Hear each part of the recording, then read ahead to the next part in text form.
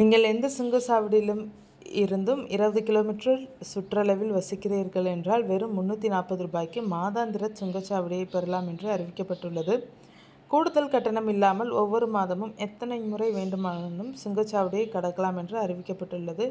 டோல்கேட்டுகளுக்கான life time e-pass விரைவில் வழங்கப்பட உள்ளது. அடுத்த சில வாரங்களில் முதல் கட்டமாக ஒரு சிலருக்கு மட்டும் சோதனை முறையில் இந்த பாஸ் பெற அனுமதி வழங்கப்படும். அதன்பின் கொஞ்சமாக டோல்கேட்களை கிராஸ் செய்ய விரைவில் வாழ்நாள் பாஸ் ஃபாஸ்டேகில் அறிமுகம் செய்யப்பட உள்ளது. தேசிய நெடுஞ்சாலைகளில் தடையற்ற போக்குவரத்தை உறுதி செய்யும் வகையில் புதிய தொழில்நுட்பத்தை கொண்டு வர முடிவு செய்துள்ளது. GIS அடிப்படையிலான மென்பொருளுடன் கூடிய புதிய தொழில்நுட்பத்தை கொண்டு வர முடிவு செய்துள்ளது.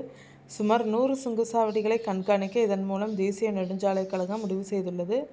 டோல் பிளாசாவில் வாகனங்களின் போக்குவரத்து நெரிசல் அதிகமாக இருந்தால், அதாவது வரிசையில் நிர்ணயிக்கப்பட்ட வரம்பை விட அதிகமாக வாகனங்கள் இருக்கும் போது அதை புதிய சென்சார் உதவியுடன் கண்காணிப்பார்கள். நேரலை கண்காணிப்பு அமைப்பு மூலம் நெரிசல் கண்காணிக்கப்பட்டு அதற்கான எச்சரிக்கைகள் விடுக்கப்படும். டோல் பிளாசாக்களில் தடையற்ற இயக்கத்தை மேம்படுத்த இந்திய நெடுஞ்சாலைகள் மேலாண்மை நிறுவன லிமிடெட் டோல் பிளாசாக்களில் வாகனங்கள் காத்திருக்கும் நேரத்தை நிகழ்நேர கண்காணிப்பு மென்பொருளை உருவாக்கியுள்ளது. இதன் மூலம் இணையம் வழியாக சுமார் 100 சுங்கச்சாவடிகளை NHAI ஆய்வு செய்து வருகிறது. இந்த நிலையில்தான் வருடாந்திர பாஸ், வாழ்நாள் பாஸ் கொண்டு வரப்படும் என்று அறிவிக்கப்பட்டுள்ளது. இதில் சில கட்டுப்பாடுகள் விதிக்கப்படும். அடிக்கடி நெடுஞ்சாலையில் பயணம் மேற்கொள்ளும் மக்கள் இனி புதிய வருடாந்திர மற்றும் வாழ்நாள் பாஸ்களை பெற முடியும். இதன் மூலம் வருடாந்திர அளவில் குறைந்த அளவு டோல் கட்டணங்களை செலுத்த முடியும். ஃபாஸ்டாகில் இனி 3000 ரூபாய்க்கு வருடாந்திர பாஸ் அல்லது 15 ஆண்டுகளுக்கு வாழ்நாள் பாஸ் 30,000க்கும் பெற முடியும்.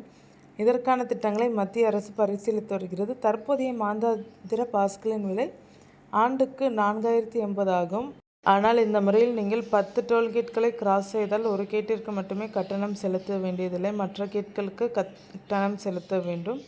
இந்த முறையை நீக்கி எல்லா கேட்களுக்கு எப்போதும் கட்டணம் இலவசம் என்ற முறை வரப்போகிறது. அதோடு இந்த கட்டணத்தை குறைக்க மத்திய அரசு ஆலோசனை செய்து வருகிறது.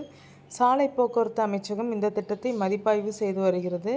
இந்த பாஸ் எடுத்தால் எக்ஸ்பிரஸ்வே, சிறப்பு தேசிய சாலைகளில் கட்டணம் எப்போதும் போல செலுத்த வேண்டும். அங்கே இந்த கட்டணம் பொருந்தாது என்று கூறப்படுகிறது. மக்களின் பயண செலவை குறைக்கும் வகையில் அமைச்சர் நிதின் கட்கரி இந்த திட்டத்தை கையில் எடுத்துள்ளதாக கூறப்படுகிறது. இந்த திட்டம் அங்கீகரிக்கப்பட்டால் இது நெடுஞ்சாலை பயணத்தில் புதிய புரட்சியை ஏற்படுத்தலாம். சுங்க வரி வசூலிப்பதற்கான ஃபாஸ்டேக் விதிகளை அரசாங்கம் அவ்வப்போது மாற்றுகிறது. இந்திய ரிசர்வ் வங்கி ஃபாஸ்டேக் மற்றும் நேஷனல் காமன் மொபிலிட்டி கார்டை இ-மேண்டேட் கட்டமைப்பில் சேர்த்துள்ளது. அதாவது இ-மேண்டேட் எனப்படும் கட்டமைப்பில் இணைத்துள்ளது. இது கிரெடிட் கார்டு ஆட்டோ பேமெண்ட் போல.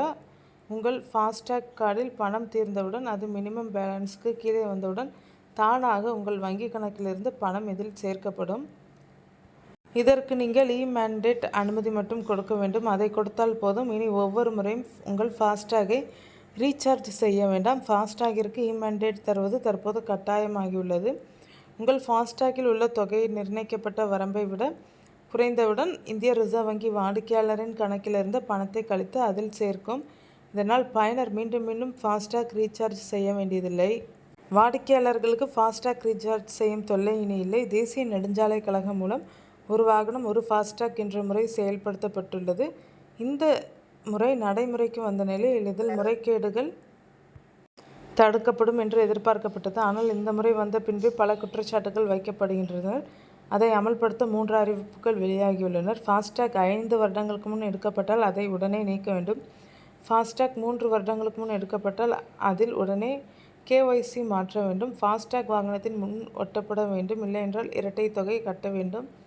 ஃபாஸ்டேக் முறையின் மூலம் பலருக்கும் அதிக அளவிலான அல்லது எதிர்பார்க்காத அளவிலான சுங்கவரி வசூலிக்கப்படுவதாக புகார்கள் எழுந்துள்ளது.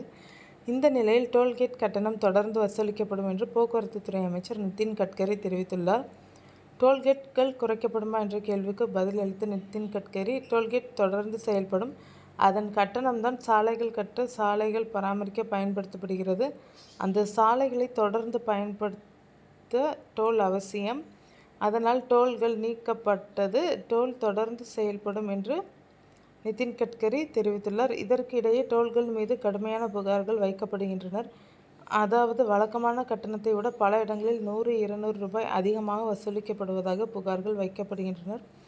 உதாரணமாக ஒரு டோல்கேட்டை கடக்க கட்டணம் 450 ரூபாய் என்றால் அந்த டோல்கேட்டை கடந்த பின் அந்த கட்டணம் வசூலிக்கப்படுவதற்கு பதிலாக ரூபாய் 650 வசூலிக்கப்படுவதாக கடுமையான புகார்கள் வைக்கப்படுகின்றனர். ஒருவர் இருவர் என்று இல்லாமல் இப்போது நெட்டிசன்கள் பலரும் இது தொடர்பாக புகார் வைக்க தொடங்கியுள்ளனர். தங்களுக்கும் இதேபோல் சுங்கவரி கூடுதலாக வசூலிக்கப்படுவதாக நெட்டிசன்கள் புகார் வைத்துள்ளனர்.